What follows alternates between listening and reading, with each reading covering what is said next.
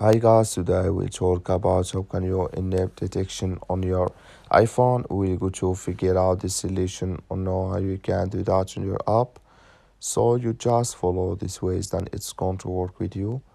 All you have to do in first, you just click on settings here. So then it's going to take you to this list. It's going to show for you like this. Then all you have to do, you just go down here, you keep going down, you click here on general here, just click on it.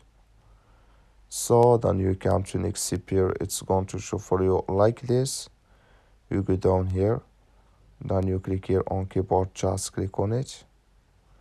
So then you keep going down here, you come here to the dictation here, click in this sign, like then you click here on enable dictation here. Like you see, this color show for us, that's mean enable with us now.